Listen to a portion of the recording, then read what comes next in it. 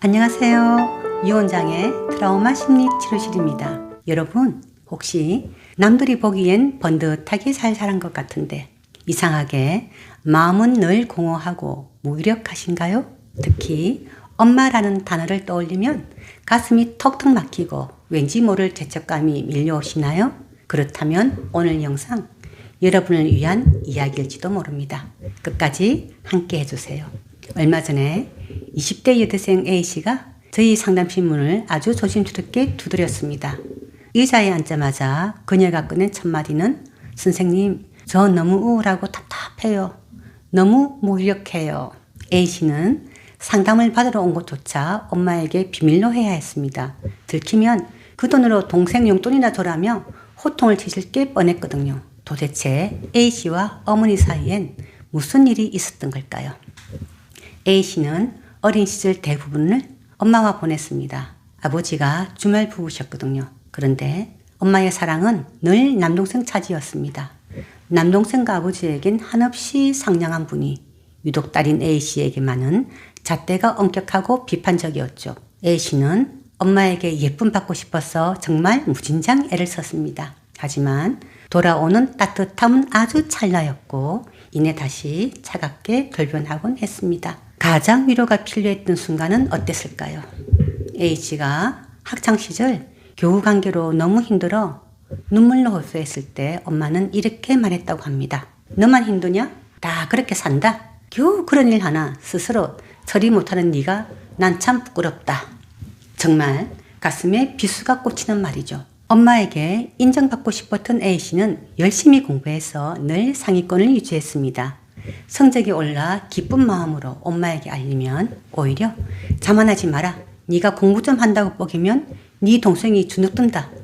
동생 앞에서는 티 내지 마라며 힐난을 들었죠.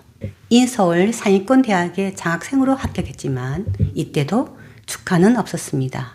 오히려 전문대를 간 남동생에겐 네가 실력은 되는데 운이 없었다며 눈물을 흘리셨지요. 성인이 되어 다정하고 착한 남자친구를 만났을 때도 엄마의 통제는 끝이 없었습니다. 데이트 복장 하나하나 간섭하면서 네가 집안의 장녀인데 연애할 시간이 어딨냐. 키워준 은혜 보답하고 불쌍한 너거 동생 용돈이라도 벌어서 줘야 되는 거 아니냐며 족쇄를 채웠습니다.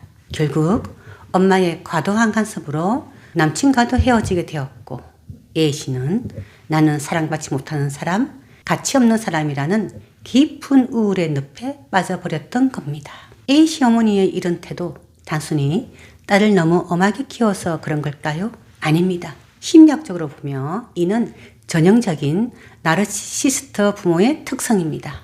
이런 어머니에게 자녀는 독립된 인격체가 아니에요. 내 통제하에 있어야 하는 부속물에 불과합니다. 자신의 내면적 결등감을 감추려고 자녀를 통제하고 비난하는 거죠. 특히 이런 분들은 자녀가 자신보다 뛰어난 성취를 보이면 축하해 주기보단 오히려 위협을 느끼고 깎아내립니다. 또 내가 널 어떻게 키웠는데 라는 희생의 서사를 무기로 평생 자녀에게 죄책감을 주입하죠. 이런 관계에서 자녀들은 네 가지 고통을 겪습니다. 첫째는 편애입니다. 능력 있는 자녀는 화풀이 대상인 희생양으로, 다른 자녀는 내 마음대로 조종할 황태자로 만들며 갈라치기를 합니다. 둘째는 가스라이팅과 공감의 부재입니다. 자녀의 아픔보다 내 체면이나 불편함이 먼저죠. 셋째는 경계를 침범하고 과도하게 통제합니다. 연애, 진로, 경제권까지 사사건건 간섭하죠. 특히 자녀가 행복한 연애를 하거나 독립하려 할 때 더욱 강하게 방해하는 경향이 있습니다. 마지막으로 과도한 역할 증가로 자녀를 부모화시켜 무력감에 빠지게 만듭니다.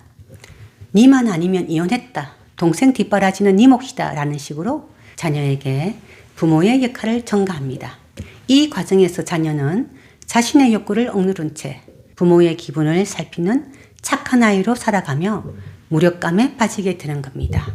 자, 그렇다면 어떻게 해야 할까요? 엄마를 고칠 수 있을까요? 안타깝지만 나르시시스트 부모의 성향은 자녀의 노력으로는 쉽게 바뀌지 않습니다. 그렇다면 우리가 해야 할 일은 엄마를 바꾸는 게 아니라 나 자신을 보호하고 경계를 세우는 것입니다. 그 구체적인 방법을 4가지 알려드릴게요. 자, 첫 번째, 회색돌 기법인데요. 길가에 둘러다니는 몸이 건조한 회색돌이 되어보는 거예요. 엄마가 감정적으로 비난할 때 엄마는 왜 매번 나만 무시해? 하고 울거나 화내지 마세요.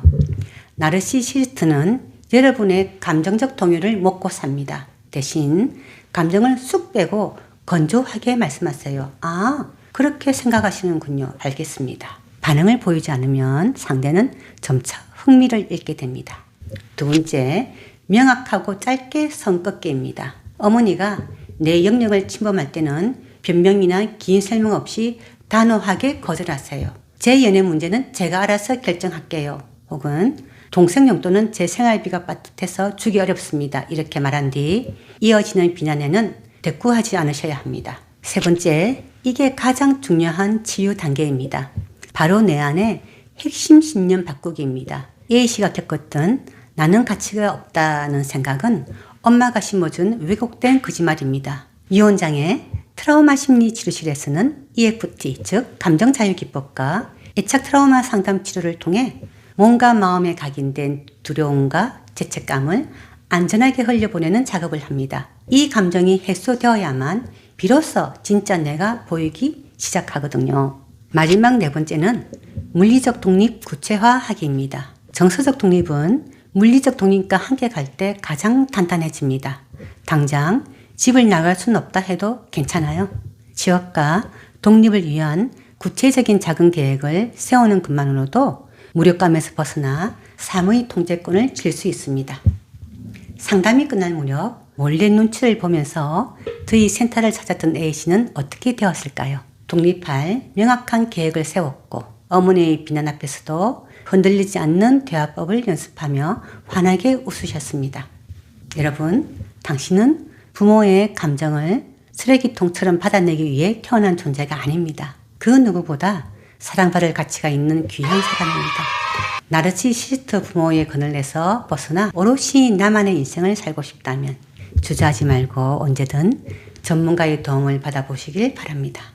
유언장애 트라우마 심리치료실이 여러분의 당당한 독립을 응원합니다. 오늘 영상이 도움이 되셨다면 구독과 좋아요 부탁드립니다. 여러분의 구독과 좋아요는 우울과 무력감으로 힘들어하는 분들께 희망의 메시지가 될 수 있습니다. 지금까지 유언장애 트라우마 심리치료실이었습니다. 감사합니다.